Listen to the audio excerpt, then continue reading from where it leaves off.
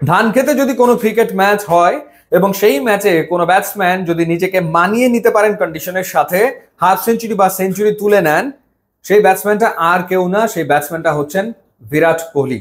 মানিয়ে নেওয়ার এক অবিশ্বাস্য ক্ষমতা যেন আছে এই ব্যাটারের। উইকেট যেমনই হোক না কেন, হোক সেটা স্পিনিং ট্র্যাক, হোক সেটা গ্রিন টপ উইকেট, হোক সেটা আনইভেন বাউন্সের কোনো এক উইকেট, বিরাট কোহলি নিজেকে মানিয়ে নেবেন ঠিকই এবং তিনি ঠিকই আসলে রান করবেন।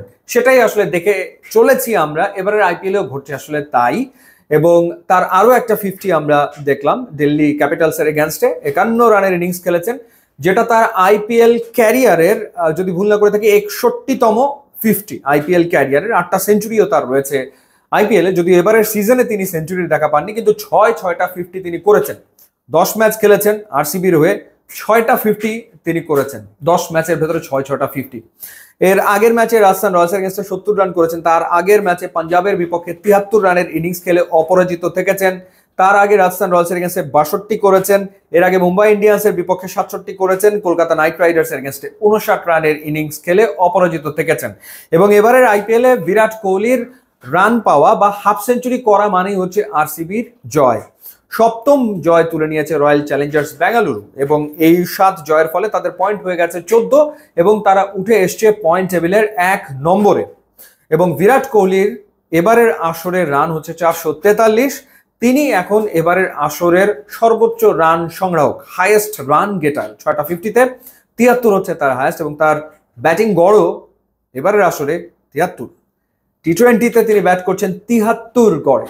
কি অবিশ্বাস্য পারফরমেন্স বিরাট কোহলির।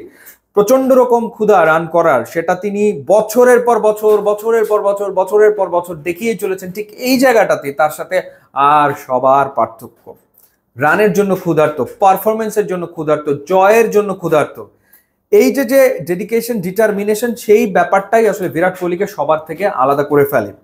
এবং আরসিবির হয়ে আইপিএল এর শিরোপা জিততে তিনি যে মরিয়া, সেটা তিনি প্রতিটা ম্যাচেই আসলে প্রমাণ করে চলেছেন। ম্যাচ শেষে জয়ের পর সেলিব্রেশন দেখলেই বোঝা যাচ্ছে।